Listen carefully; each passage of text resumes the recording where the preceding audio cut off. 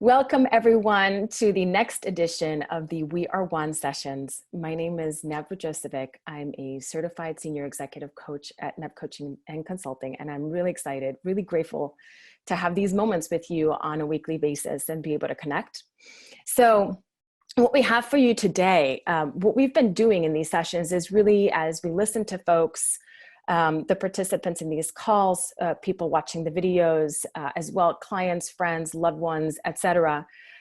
We've been hearing a lot of feedback around how they've been feeling. And so our attempt has really been to follow the emotional trajectory of people all around the world as we go through this particularly difficult situation that we're in these days, but also to make sure that whatever topics we bring up are something that will be relevant for you in any moment in your lives and no matter who you are. And so what is on the schedule next is, as last week we discussed a lot more about lightening up, how to find ways to really enjoy your time during these difficult moments.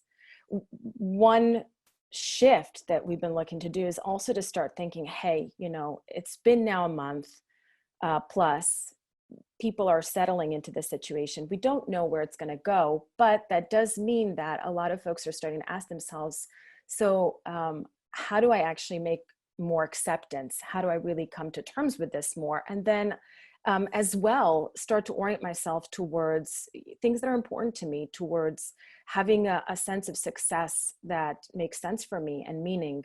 And so that's what we're going to talk about today, right? And how to figure out your priorities. But before we get started, I wanted to tell you a little story, which is a very true story. It's about a woman that I will say her name is Maria to protect her privacy. She is a dear former client and now friend, thankfully. And Maria came to me many years ago. She found me in a rather sort of odd set of circumstances. And she came to me with a kind of idea, kind of what we say in Spanish, inquietud, something that was kind of sitting with her and she didn't know what to do about it. And Maria's situation was that, at first when I saw her, she was quite a bit timid, withdrawn. She had kind energy, but it didn't seem to be entirely secure. And her story was that her father-in-law, actually, so not even her direct father, her father-in-law had gotten ill, and his direct family had decided to put him in a residence home, something that Maria did not agree with, but it was the overall family decision. And so they did this. And within just a few months, the poor man passed away. He got much worse very quickly and passed away. And she was devastated. She obviously had a close relationship with this man.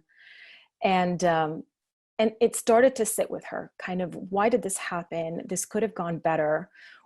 What had caused him to get so ill? And keep in mind, please, that Maria had absolutely no training, no studies in anything related to medicine or to hospice care or anything of the type. She didn't have any massive resources. She just had this sense of this idea, this situation, this emotion that came from this unfortunate circumstance in her life, the passing of her father-in-law, stuck with her in a way that she couldn't let it go. And so when she came to me, we dug through this together, pulled together a lot of work that she put in over the months in developing her idea. And what she came up with was absolutely massively inspirational, but not just massively inspirational, it was massively successful. Maria this day, and this was just a year or two after our work together, Maria launched a company for at-home care for the elderly and for the ill. She ended up having 25 workers for her in this company of hers, spreading their new methodology of how to really care for those in need in a way that was healthy and was loving and was different than perhaps you might find in other typical residences. What was massive about this too was not just this incredible dedication that she had from something that happened to her personally, but the fact that Maria herself transformed. When she'd come to me, she had been struggling with a lot of ongoing health issues. She had had struggles in certain important relationships in her life, also in family, one of her children was struggling with some health issues. There were so many things. Even in her aspect, you could see that the woman was struggling with quite a number of things, which made it all the more massively impressive, the fact that she was willing to dedicate herself to create something that was not in service of herself, but for others. And again, when I saw her just a few years later, I could almost not recognize her. She had changed the way she walked. She was walking upright. She was absolutely brilliant. I mean, she had changed entirely her, even her aspect, her image, but she was smiling. She had shifted the dynamics in a number of her relationships, not to mention this massive success she was having in service of other folks. And so the reason I bring you this story is because Maria is a great example, not only because she did not have incredible preparation for what she was about to do. She did not have incredible resources, right? So this is not an easy, oh, it's clear to understand how this worked for her. She simply had a little seed that started off with something that became important for her, something that, years ago, she didn't even think about until this happened to her father-in-law. And lo and behold, this became something she cared about. And so she nurtured that seed. And, if you asked me, was she always inspired, secure, certain this was going to work out? Absolutely not. Absolutely not. But the difference is that whereas a lot of people give up, a lot of people say, oh, I can't do it. It's not me. It's too difficult. It won't work, etc. Maria kept that window open. And so my first question to you for today's call is, what is your window now? What's that window that you are keeping open or that you can keep open that can make an important difference in the way that you orient yourself in what's happening nowadays? And also take this time to maybe nurture a seed that could bring something beautiful for you and for those around you. And so the only thing I'd say before we even start is, when we ask those questions, try not to say immediately, I don't know. Because I don't know, while a completely legitimate answer, is also a kind of block for the mind. So when we say just immediately, I don't know, it shuts us off from our higher selves. So I would say is, instead of saying that, give yourself the time to percolate ideas, give yourself the time to play, to grow, to test, and it'll come to you, right? So where are we today then? We are in a situation where, again, we're now used to more or less the circumstances. But a lot of folks are starting to ask, now what? Now what do we do? And also, what's next for us individually and also as a human race, right? So on the one hand, we have this need, this pressure to keep delivering, to keep working, to keep functioning, to be okay. But on the other hand, still so much of ourselves, our minds and our hearts are very overwhelmed and caught up in just keeping things good enough, right? Just dealing with the situation in front of us, particularly if we are in a situation where we are caring for other folks.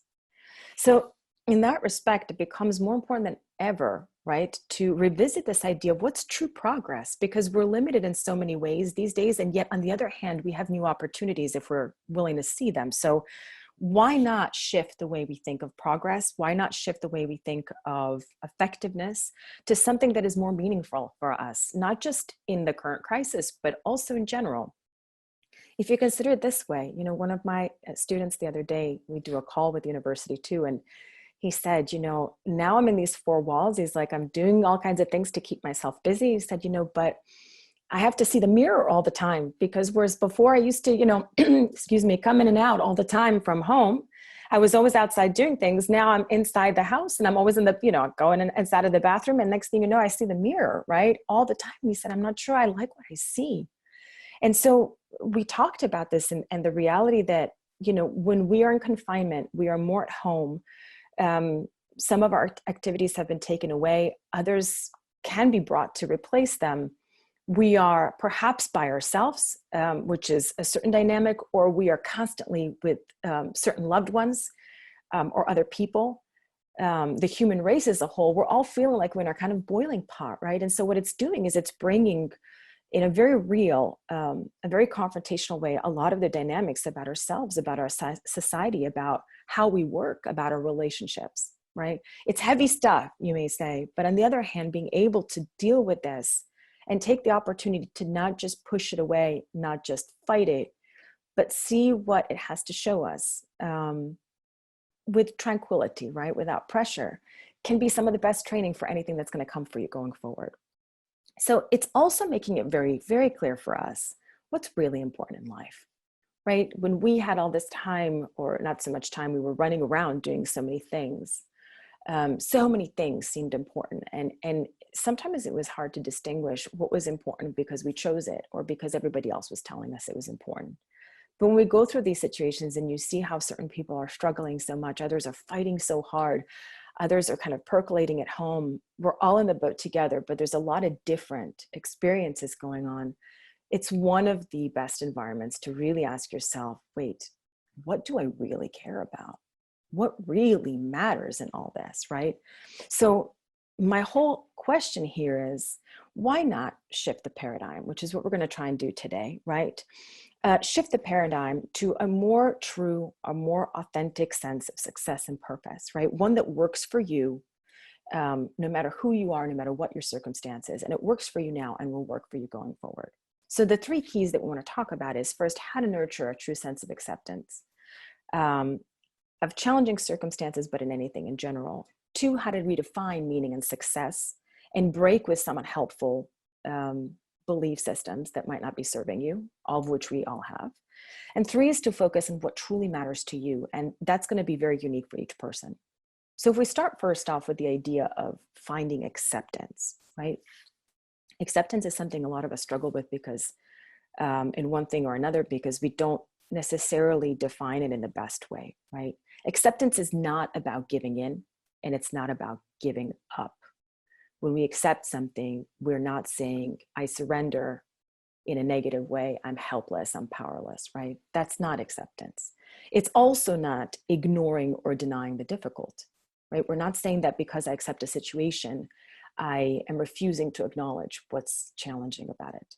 And it's also not, acceptance is not about saying I accept and therefore I'm completely okay with everything that's happening.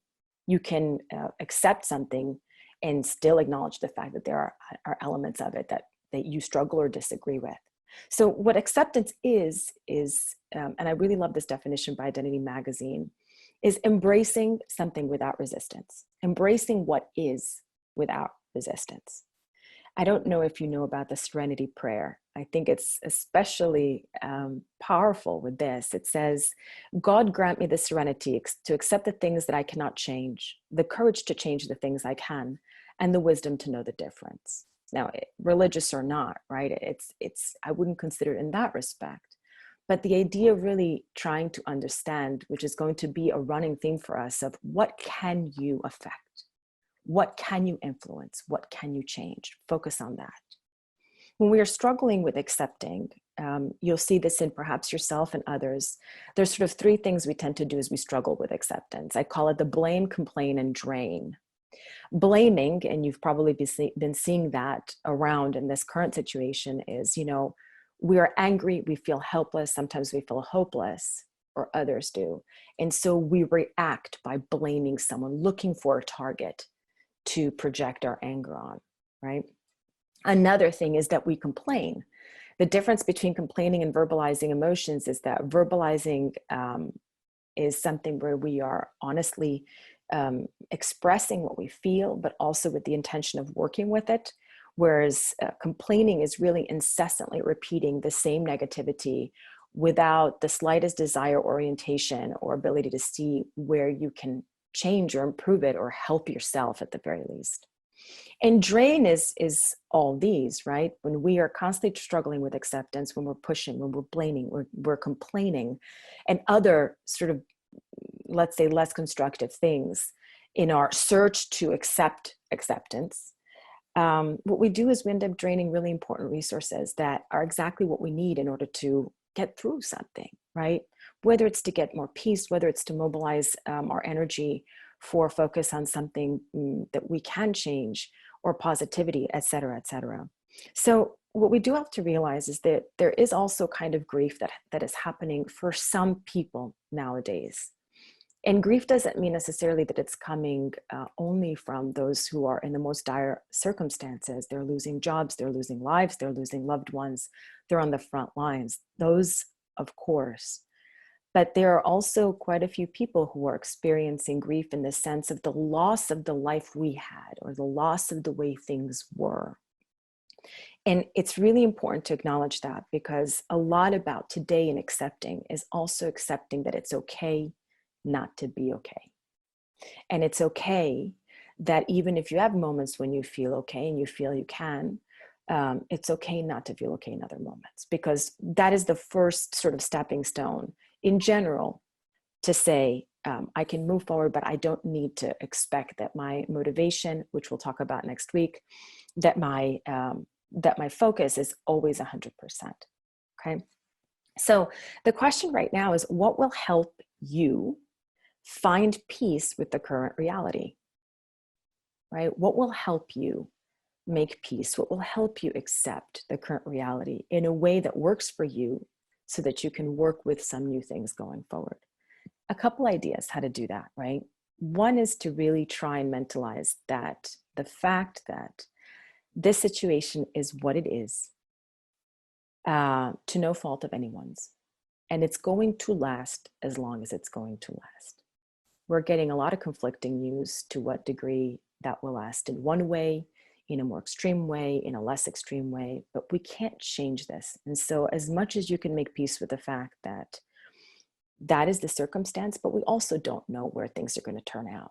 There may be a lot of great things that come out of this, unfortunately, through a lot of difficulty as well, but we don't know. So don't go there. Right now, it is what it is, right? Understand with the fact that everybody's affected. Some people are having particularly difficult reactions to this, regardless of where they are in the situation, but everybody's affected. And so if you're seeing situations where someone's behaving in a way that may be challenging for you, keep in mind that we're all in that same boat, right? And that we all need help at times with this. When you feel overwhelmed, when you feel moments, we did our second session about how to manage difficult emotions. When you're feeling either emotions or just a cognitive struggle, even with what does this mean, where we're going, what I would say is take a moment. We always say, don't run away, don't push away violently emotions or certain thoughts, because it just makes them bigger and gives them more power, right? Acknowledge it. And part of acknowledging it is also saying something along the lines of, let's say you're feeling a sudden squeeze of anxiety of, oh God, what will the future be like? Right? And then as a result, you want to do something that may not be very good for you. One of the things that we say is, embrace that in the sense of saying, hey, anxiety, I see you. Come sit down with me. Have a seat with me, right? Understanding that that's coming up for you because that anxiety is actually trying to protect you in a way. It doesn't realize that it's not being entirely constructive, but all these things that come from us, these mixed emotions, these reactions, is because we're trying to protect ourselves in some sort of reptilian or childlike brain, right? And so accepting it, even that emotion, and saying, sit down with me, but hold on. What you're trying to do for me, I understand it comes from the best place, but it's not working. So just hold it, sit there for a second, right? This can be a very powerful way. Breathing through it. We've talked about the power of breath, and next week we're going to do some seriously awesome mindfulness and relaxation techniques. So we're going to talk more about that. But also the idea of disconnect. Acknowledge it, but you can also disconnect. If you see that it's getting particularly powerful for you, this struggle with accepting something, then turn to something that's going to snap you out of that spiral, right? Rest. A lot of us, again, don't realize how much energy is being pulled into all this transition, into all this uncertainty. And so when you're feeling run down, do as my wonderful acupuncturist, Dr. Lou, says, just rest, take a moment for yourself.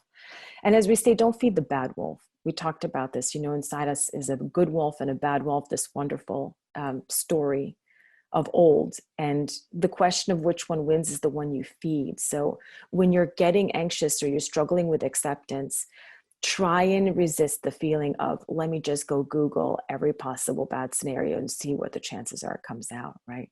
We love Google, but in certain things like medical advice or medical symptoms and certain other things like this, it can be a little bit catastrophic to go searching ad nauseum. So the other thing is connect to our shared consciousness. What this means is at any one point in your life, no matter what you're going through, there are many others out there who are going through the same thing in their own way. And this is such an important, I think, recognition, because we feel so alone in our struggles, even if there's someone right next to us who feels the same way. But that aloneness is what often causes so much more strife and grief for us. So this idea of shared consciousness, especially now, is if you're having moments when you're struggling with acceptance, remember, you're not alone. And there's a really beautiful breathe in, breathe out, which I will share with you today. It can work just for you, or you can kind of share it with others. And the way it goes is you breathe in whatever challenging fears you're feeling or emotions or etc. And as you breathe out, you focus on something positive to try and dispel it. So you can breathe in insecurity and fear and uncertainty. And as you breathe out, try and focus on security and strength and courage. And you can do that thinking of yourself. It works quite well, honestly, especially if you practice it a little bit. But you can think about it also for our shared consciousness, that as you breathe out, maybe you breathe that out for others as well and spread that, because energy is a powerful thing. We don't exactly know how it works in terms of these sorts of situations, but you've all seen what it's like to be with someone with good energy versus someone who's always draining yours. So put that good energy out for yourself and others.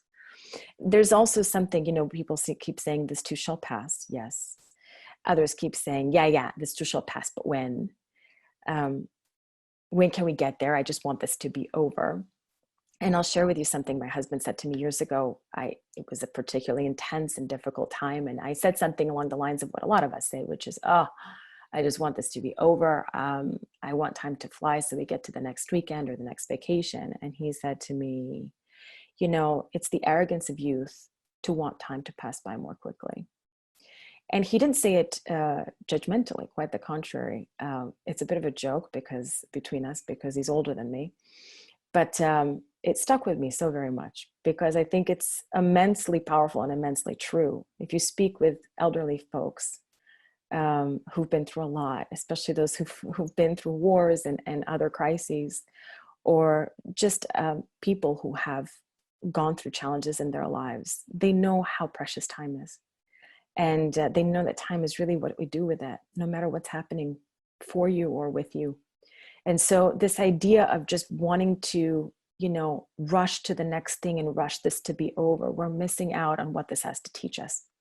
Because you know what, as much as now a lot of people are sort of idolizing how great it was back then before the confinement, the reality is that many of us back before the confinement were so too busy running around doing whatever was so important at the time that we didn't even appreciate it.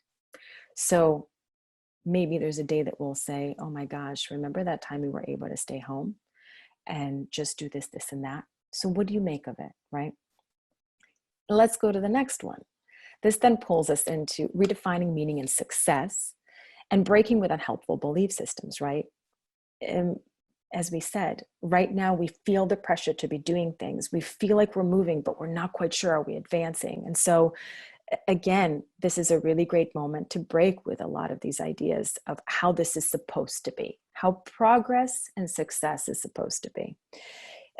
Belief systems in many cultures, you've probably dealt with this yourself, place a great premium on the value of us, of what we do, right? On our doing instead of our being, with this idea that, while that is important, because most of those people around us, most of the rest of the world can only really see and understand our observable behavior, our acts, there's merit to that. But at the same time, when we look at our doing just through the lens of results and numbers and deliverables and products, instead of also considering the value of how we are, of our being, we're greatly limiting our understanding of, and devaluing our understanding of what kind of value as human beings we can put out into the world. That it's not just through doing. And when we actually take some conscious time and thought to nurture being in a more thoughtful, strategic, caring way, we also then improve, let's say, or amplify our doing to make it from a place of greater authenticity and perhaps greater depth, right? Greater service. So some of the beliefs that we struggle with, I know I do, right? The favorite one is, I'm not enough. I'm not enough. If you scratch under the surface of most of us feel this at some point. And it comes in many different phrases and many different guises, but the I'm not enough plagues most of us. I love what Brene Brown says. She says, the importance of realizing that you as you are already enough, which means that you are worthy of respect, of love, of appreciation as you are. Another thing is separating that from your particular performance on a given task, on a given project. How you cook that pesto pasta, how you did on that particular presentation, how good of a gardener are you today? The idea being that when we, in a sacred way, protect our sense of self-worth, that we are already enough, from whatever constructive criticism we receive in our performance on something, it allows us to grow, because that means that every time we look for ways to improve, it's not threatening our value as a human being, right? So I think this is very important. Another version of this is, I'm not doing enough. That's another limiting belief, this idea of, I had this, and I know a lot of my clients and students have had the concept that, until I'm suffering, until I'm burning out, until I'm exhausted, until I'm, straining, I don't feel like I've done enough. Because if I still feel okay after all the work that I did, then obviously there are credits, energy credits, there are concentration, credits that I'm not burning. So a big question behind this is, where did we learn that our agony is a measure of our effectiveness, right? And that's a really key one for a lot of people, especially those who are big achievers.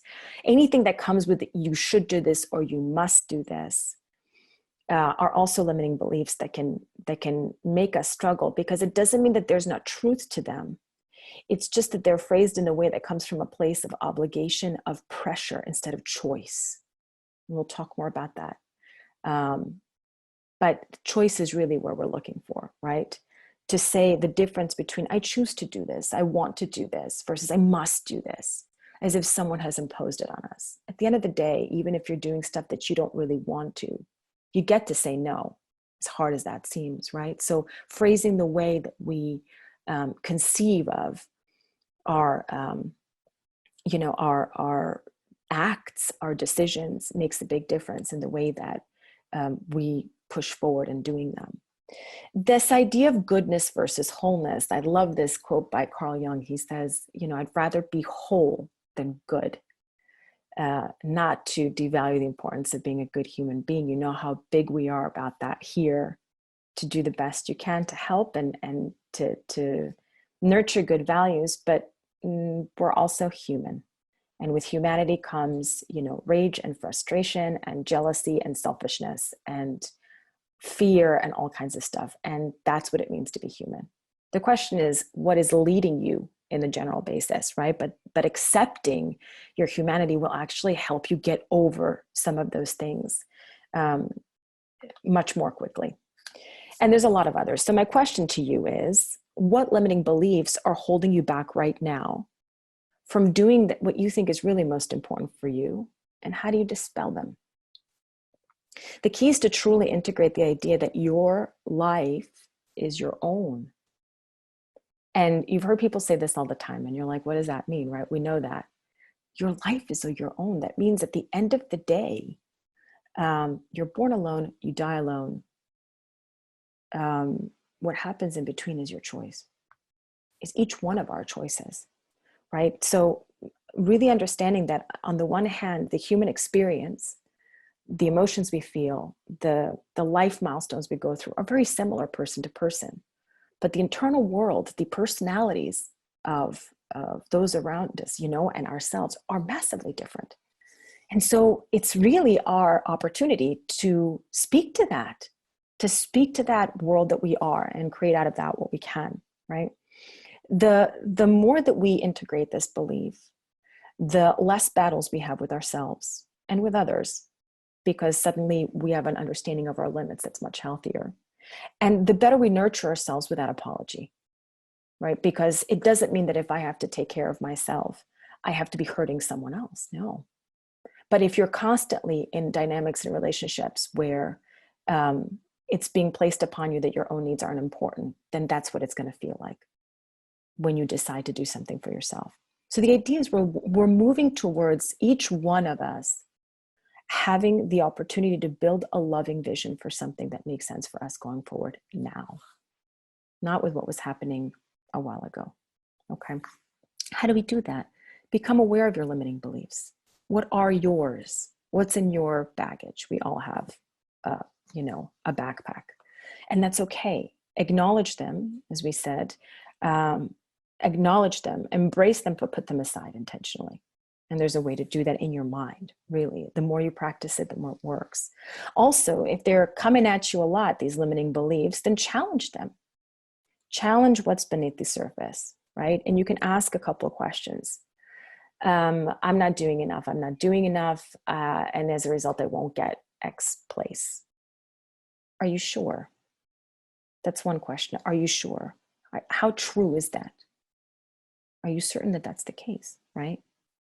The second question is, where do they come from? Where do these beliefs come from? Ask yourself, because sometimes we hold them as if they're our own, but you realize that you inherited that from family, and they've inherited that from their parents, or cultures, or neighbors, or, childhood friends, or whoever. But there's a massive power that comes with saying, wait a minute, I don't think I subscribe to this anymore. Or if I do, I'm going to do it on my own terms. And the last is, how do they really serve you? I hear a lot of people say, you know what, if I don't rush, I don't get things done. And then we say, how does that serve you? And a lot of people say, like hell, I'm exhausted. I'm stressed out all the time, right? I'm constantly nervous. And we say, well, there's another way. Just because it's been working for you in some way doesn't mean it's the only way, right? And especially if there's a cost at it. Write in detail.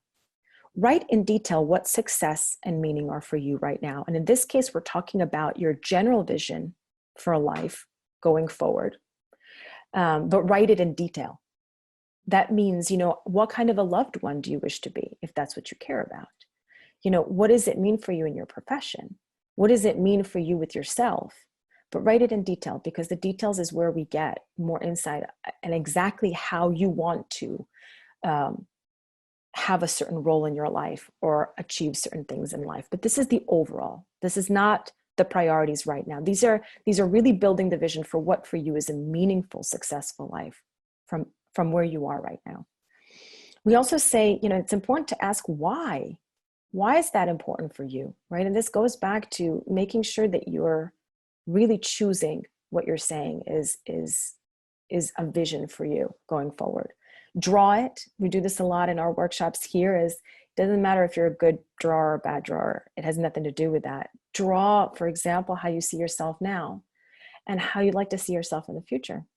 It's a very powerful exercise, especially for those that may struggle finding the right words to verbalize what their own vision for success would be. And surround yourself with people who are going to support you in creating the vision, creating the sense of success that is meaningful for you. Now, there may be people very close to you who love you and care for you, but don't quite get this new idea. What is now success? What is now meaningful for you? That's okay. It's not about throwing them out or ignoring them. It just take with a grain of salt that they may not get it for their own reasons. It doesn't mean it needs to start any kind of discussions but also don't let them bring you down. Another thing is having people around you who encourage you, but who also give you constructive feedback. And so there's a difference there. So let's turn to the last one. And this is about really focusing on what truly matters. So we talked about how to create some acceptance around any challenging circumstances, any circumstances at all. Then we spoke about how afterwards to build your own vision of what is meaningful for you, what is success for you. And particularly in this case, that's key, because how you thought of what success would look like for you for the present and the future a month ago or 2 months ago may be very different than now. And intelligent, loving people get to shift, right, their ideas. And so I'm encouraging you to do that. But now we're also going to go really to detail. What are your priorities right now? We've talked about your general, specific life vision, but also what are the key priorities that are going to get you through what's happening right here and get you well positioned for where you want to be. Focus is about a decision, okay? More than anything, a decision about specific priorities. And just like any decision we make, to say yes to something means to say no to something else. As we mentioned, we are going to talk about mindfulness strategies in the future, but next week, specifically, we're going to really go into productivity, making progress, getting into flows. And you're going to see how one very important thing is having to say no to some things and how to deal with that.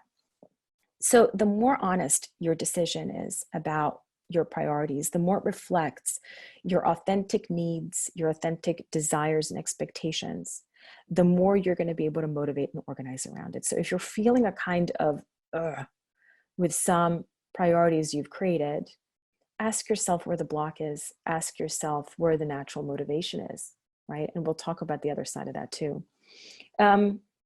As I said, only you can decide what's truly important for you, both for your general vision going forward, even in its detail, or for your priorities right now. And it's our right and our responsibility to do that. You've probably seen or been around people who are constantly frustrated because they feel like they're upholding someone else's ideas, someone else's priorities. And so you'll see this through passive aggressive behavior, through blaming behavior, through frustration, right? So really at the end of the day, choosing wholeheartedly what makes sense for you is the best thing we can do to send some good energy into the world, but not to mention make our lives as quality as possible. The other question then for you is, what priorities right now are the most important for getting what you want, right? What do you want? Remember that it may have changed from a few weeks ago. And the key here is truly, right? It's about connecting honestly. It's about connecting to what you feel, what you want to achieve. So it's not just your end results. And we're going to keep talking about this next week. It's how do you want to feel? Because you may tick that box and then feel like crap because the whole way there was exhausting. Be careful also that what you think you want may not be what you truly need. You've heard this before, but one way to dispel this and to really sense check this is take a look at why, right? Where are these things coming from? And something to consider, right, as we go forward. So when you're making your specific priorities, think about you. What right now will contribute to making you feel, you decide your adjectives, but here's a couple of them, right? Healthy, happy, well, motivated, inspired, active, productive, positive, engaged, wise, connected, moving, creative, etc. Right? What will help you with that? Second thing to consider with regards to your priorities is your present, the present, right? What will make all this more bearable, more fluid, more fulfilling, more enjoyable, more easeful, continuous, consistent, effective, stable, etc., meaningful for you. The present, you've also heard, is actually all there is. That's all we got, right? Right now, all we have at this moment is this moment that we're sharing together. What happens in 5 minutes hasn't happened yet. It doesn't exist. And what's happened already is the past. So that's a really great thing to kind of try and focus on. The other thing to consider in your priorities is the future, right? And we're going to touch on this very lightly. We're starting to orient ourselves there, but without any pressure. So the idea is, what do you want to become? What do you want to create going forward? What do you want to position yourself for? What do you want to accomplish? What do you want to enjoy? What do you want to feel? Not just now, but in the future. And how do you want to serve? We'll talk about that in future sessions too. Be careful of the achievement motive. A lot of us in the Western world have this, that it's, feels so good to tick boxes, to be super productive. But sometimes it has really high costs. There are a lot of folks who say, I'm doing all this stuff, but A, I don't even know what I did all day, or B, I did all this stuff, but I'm exhausted and I'm disconnected from what inspires me, from what makes sense for me.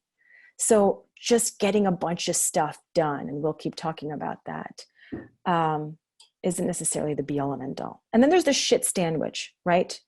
Shit Sandwich is by Elizabeth Gilbert, who wrote the book Eat, Pray, Love. She says, it's not just about choosing what you want. It's also about choosing the other side of what you want that's going to come with it. So those are the unpleasant things that you're going to have to deal with, but that are important in getting to where you want to go, right? Everybody says, oh, entrepreneurship is so great. Yeah, but there's a lot of instability. There's a lot of having to self-drive yourself and self-motivate. Maybe that's not the shit sandwich you want, for example, right? Or you do. The important thing is then to choose not just what you want, but also be aware of what comes with it. That's maybe not going to be as pleasant, but that you commit yourself to, because it's going to be key. A couple of other things to consider. Again, always connect to not just people and tools that are going to help you support you in your general kind of vision for life going forward with all its specifics, but actually help you get your priorities done right now. If health is one of those, well, maybe you find a specific trainer giving classes online that's going to work for you very well. Maybe, there is a particular service, maybe there is a particular person, a friend, who joins you as you try to take care of a priority you've both decided is key for you. Look for those that are going to champion you, not just in the great vision, but also going forward. And the idea as well is, keep in mind that when you do decide to make some shifts about what's important for you, be they very specific priorities or sort of more general life visions, those who have been used to you a certain way may struggle with that transition initially. What becomes important then is to be able to communicate around that using both assertiveness, some things we'll talk about in the future, but that's the ability to stand up for what you want, who you are, and how you want to proceed with your life. Combined with versatility, which is an adaptiveness to say, okay, I also see it in certain ways. I also understand, and I'm open to other people's perspectives. So that communication will help smooth the ride when you decide to make some shifts that you think others might struggle with, either in a personal, professional manner. And, keep the window open. Allow yourself to pivot. Allow yourself to change your mind.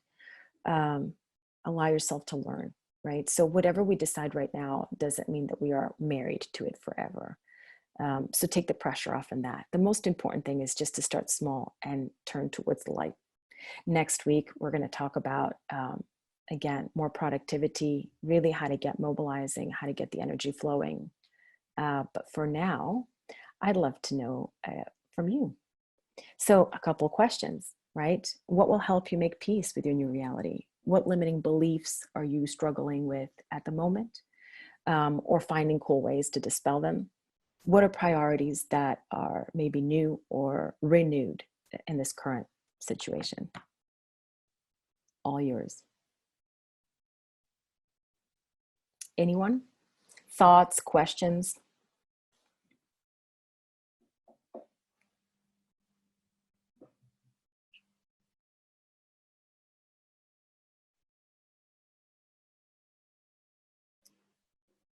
You can type a question. Yeah, someone asked, can I type a question? Go ahead. Could you repeat the last question, the first question, please? Yeah, the first question was, what will help you make peace with your current reality, right? The second is, what limiting beliefs are holding you back right now and how to dispel them? And what are the most important priorities that are key for you going forward?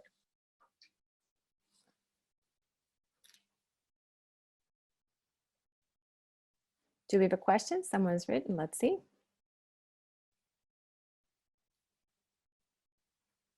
Any thoughts, any questions? How you're dealing with this?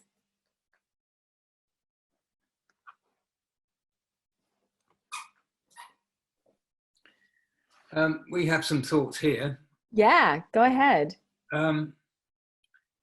When we lived in Bali, we came up with a product that we wanted to sell, and it involved clothing. We sought out a yeah, a group of people who were willing to make the garments, Uh-huh. tailors, in other words. And He's Bali.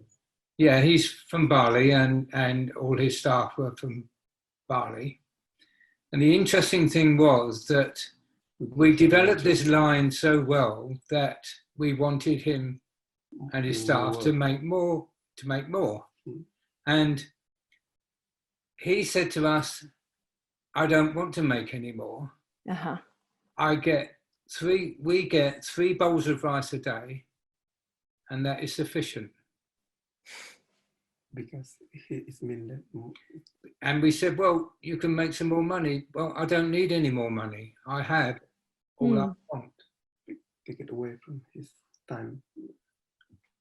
Because he said that if I do more work is for you, that is mean that is I will be less spending time with my wife and my children. Yes. He said that is no, is I don't want more money. That is my time is with my wife and more children. It's more important. That's the way. This is beautiful what you just said.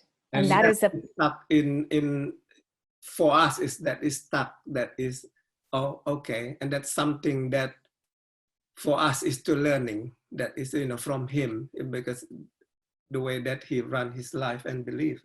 I mean, the tendency in the Western part of the world is to improve, but improve in material things and money, bigger house, bigger garden. Yeah.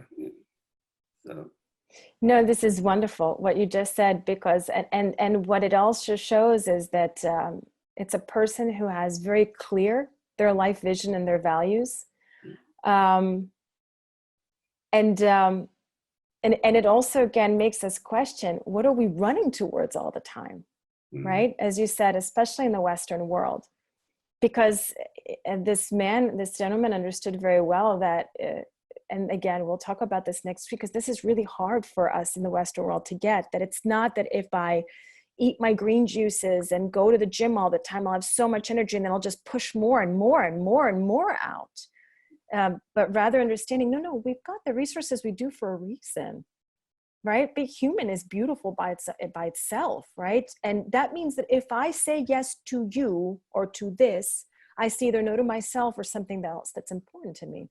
Yes. And this gentleman had it very clear. What a beautiful example. And that stuck with us, that resonated, and has stuck with us. Yeah, very good. Thank you so much for sharing that. Thank you so much for sharing that. Did it have any sort of effect in your own lives afterwards? Oh yes, it's for me. Yes, it's prioritized. That is, that is prioritized me. That is, I mean, when I doing shopping, for example, that used to be that okay, it's branded stuff. That is, I mean, do I really need it, and then do I really make me happy, truly happy? That is the question. So what is prioritized in my life? So yeah. And to your point, we're not trying to impose any values. If someone says, hey, listen, I love my Maserati cars, or I love hey, yes, it's up to you, right? That's what we keep saying, enjoy whatever you feel, but it's also fair to say, hey, maybe some of these things are values that made sense for me before and they don't anymore, or ones that I've inherited from someone that actually just don't resonate with me. So you're absolutely right. We get to shift. That's nice. Thank you, gentlemen. Hello. Hello. I love the idea of separating kind of you in an instant from you as a whole. The idea that actually you might not have done this particular thing particularly well, but that doesn't define who you are. It just defines kind of what you were doing at that particular moment, and you can take on what you can do better from it, but without having to it doesn't take anything of you as a person away. Absolutely, Chris, thank you. I think that's and we're seeing that a lot in this situation particularly, but again, these are things that are relevant for everyone going forward. this idea of, where did we get this belief that every single thing we do, that every single thing we feel and think somehow is a damning trait that is associated, that either, we associate with ourselves going forward or others do. I mean, humanity, human condition is nuts. We keep saying this, and that's okay. We don't need to take ourselves so seriously all the time, which is not at all about not taking responsibility for our behavior, but just understanding that, most people are trying to do their best, and that'll fluctuate. We're also hearing people say right now, particularly those whose plans have been greatly altered by this situation, trying to make peace with the fact that, look, maybe right now I need to take measures. I need to make priorities in order to sustain myself economically, in order to do a certain caretaking in the family that I didn't have to do before. Understanding what are the priorities now so you can make the most of the situation, but without letting go of larger visions. Whether one person said they had a doctorate they were just about to start that they can't, new jobs that got, put on hold, entire career shifts. And so I think this is also important in that respect, to say, hey, you may go into moments when you say, right now, for health reasons, for crisis reasons, for family reasons, I have to make certain things priorities. But that doesn't mean that I have to let go of my great vision. In fact, I shouldn't, because that'll keep me going through these moments, right? And especially now. So thank you. I think that was particularly valuable. We have anybody else? I have a person here who's saying, I'm still confused about my priorities at the moment. Absolutely. I think a lot of people are. I may ask, where are the pain points? That's one of the questions we use when we're trying to help folks prioritize. It means, where are you feeling hurt? Hurt can be just any kind of struggle. Is it exhaustion? Is it frustration? When we dig through that, sometimes we figure out what are some of the most important things we need to take care of. Another thing is that's critical is sort of what makes you feel safe. That was one of our first questions. And that, particularly in situations of crisis, can be a critical way of finding priorities. Does that feel like I need to stock up my house? I need to make sure my loved ones are cared for. I need to be in contact with people, so I feel that they are, that I can do as much as I can for them. Is it that I need to secure certain things with my job or my company? So those may also be two questions that can help you figure out priorities.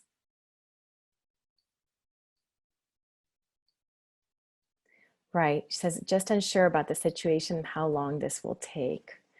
Yes. I think that's sort of the magic question, especially as news rolls in, and also the question of, certain measures may be relaxed, but then they may have to come back in vigor again.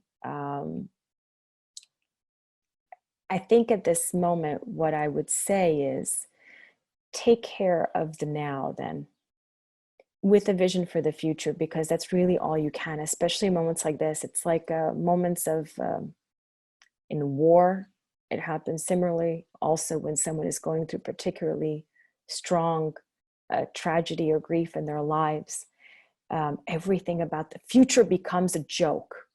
It doesn't exist anymore because it has no meaning because of what you're going through right now. And so one of the best ways to get through that is just to take care of one thing at a time, day to day, while keeping that window open. That's why I threw that kind of idea, this metaphor. Just leave the window open means don't pressure yourself, but don't block yourself either. See what comes through, in terms of especially good influences and ideas. But right now, just take care of the day to day and what is important for you day to day.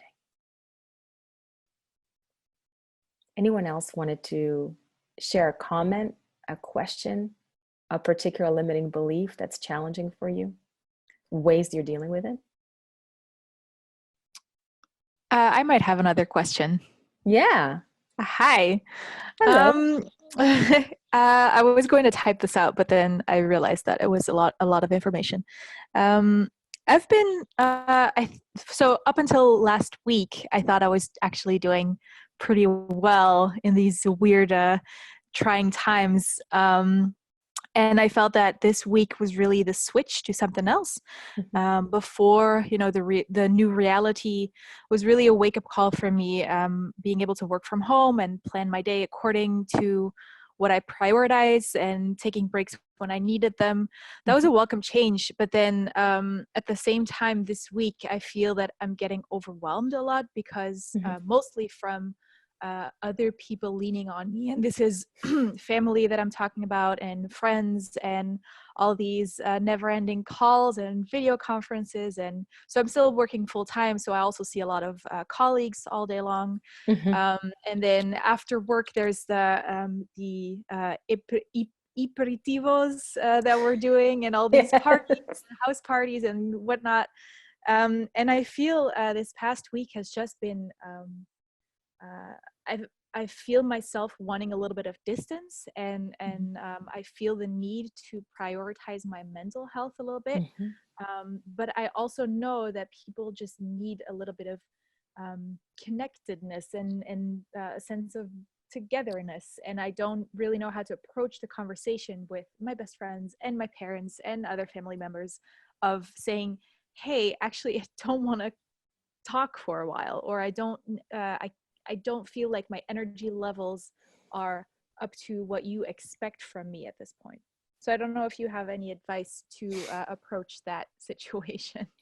We have a here from someone in the audience. And may I just say that what you're going through, I think so many have gone through, because there was this initial, oh my God, what's happening? You know, let's contact everybody and make sure everyone's okay.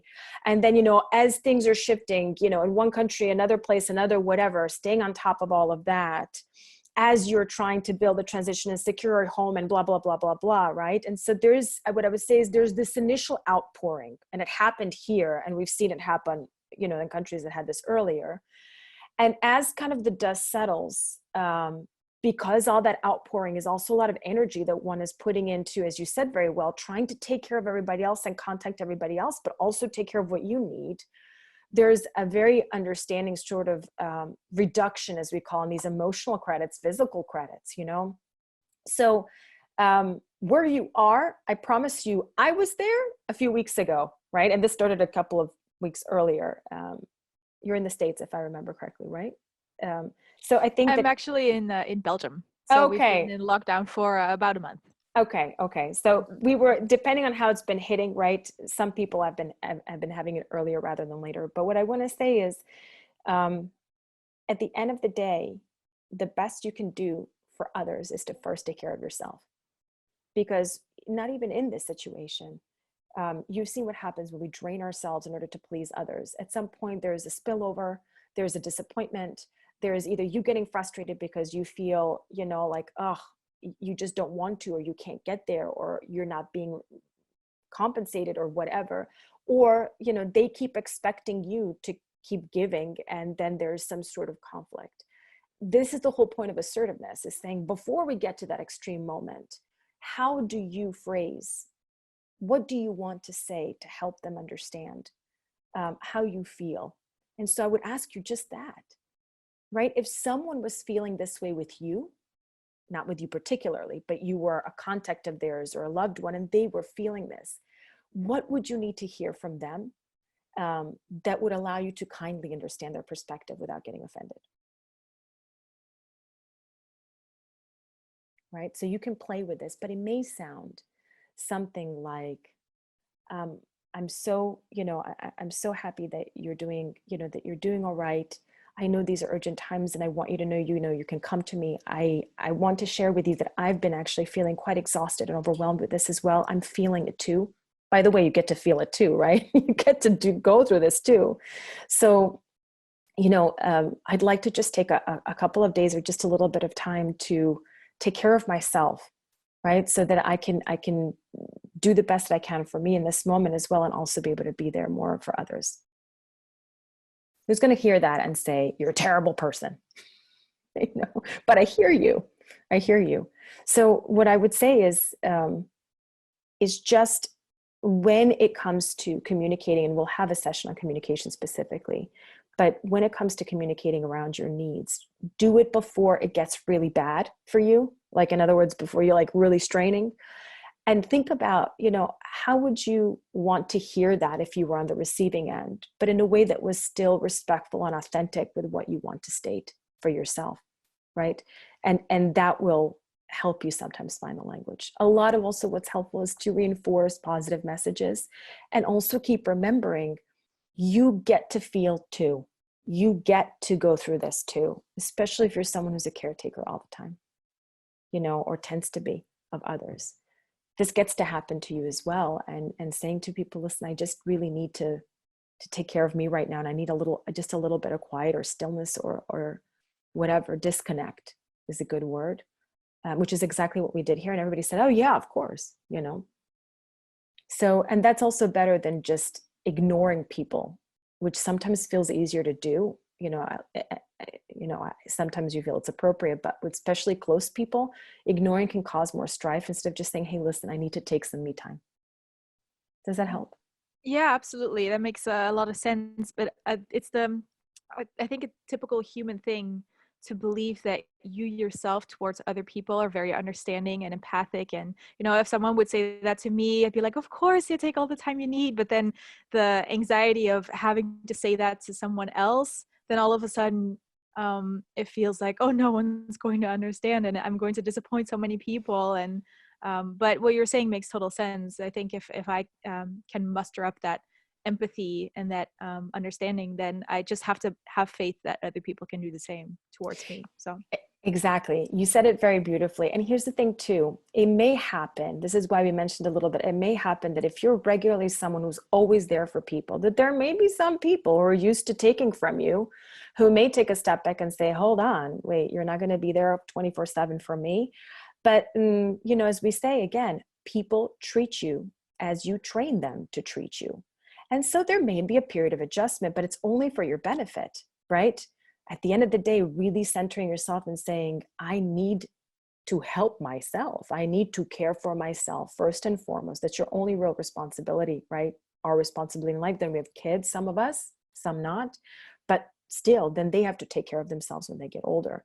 So really mentalizing that and knowing that even if someone has an awkward response, this is a good training for you to say, you are worth it. And it's tough. Take it from someone who is very similar like you in that respect. So as I say to everybody on these calls, everything I say to you, I say to myself, it's like a reminder for me. But I hear you, it's uncomfortable, but it gets less uncomfortable when you practice it more. Mm-hmm. We'll keep that in mind. Thank you. Thank you. There's another question here. It says, how to deal with your partner's priorities that may be different from your own. Very good question. What I would say is having a lot of times when it comes to, of course, romantic couples, because our emotional well-being is so tied into each other, we're sharing life, we're sharing family, we're sharing finances, we're sharing a lot of stuff. It can be a little bit difficult to understand how to manage differences, especially if you're very compatible with each other. So what I would say is the first thing to do is both do the exercise of what are your priorities right now. Answer some of the questions we talked about today. Where are your pain points? What is really meaningful for you right now? And when you've cleared it up for each other, and also do the why. Right? It's not just this is important for me, it's why is this important for me? Then there's a really lovely conversation that can be had together and just talking about it. Listen, the reason I care about this is this, this, and that. So I would say if the couple is struggling to communicate, then there are ways you can have this facilitated in a very, we do this here at coaching as well. And other people do too, that might help if you have, challenging dynamics. But most of the time, just coming from a place of understanding that you're trying to love each other stronger and better by sharing this. And if both come to a place of, with some lovingness to the table, understanding that you're trying to build, more understanding between yourselves, not fight it out, then it can help really try to bridge some understanding. And even if another person cannot empathize, maybe they can sympathize, right? Maybe they can say, I get what you're going from. It's not important for me, but I get it. And I would say the other thing too is take the conversation slowly, try to stay away from judgment. One of the things that frightens us the most is what we were just saying, this idea that, if I say this, you're going to say I'm this kind of a person. So if there is a question or if there is a disagreement around priorities, then try and stay with, I feel this when I hear that versus you are this, right? And we'll talk a little bit more about this when we talk relationships, but really trying to describe feelings, describe impressions instead of making character judgments or sort of factual declarations, that may not be fact. And start from there, right? And then as it comes up in a circumstance where someone says, well, I want to do this. Well, no, this is important for me.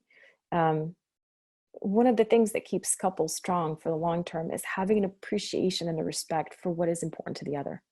And so one thing is if there's a direct conflict about a priority. Another thing is simply if they're different, and giving each other space to attend to the priorities that each one of you needs. This is a big conversation and a big topic. So please feel free to come to me offline and we can talk about it more, but I hope that helps as a start. Anyone else? Any other thoughts? Questions?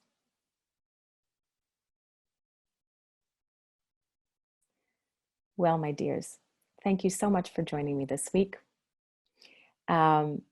It's always lovely to see you. As we said, we're very happy that the videos from these sessions are starting to really pick up. So we hope, not just that what I'm hoping to present here, but your insights, your thoughts, your examples make this that much more real and inspiring for me, and also for those who are listening, because you really bring this down to earth for them. And so I thank you for joining us. Next week, as I mentioned, we are going to be talking about flow and productivity.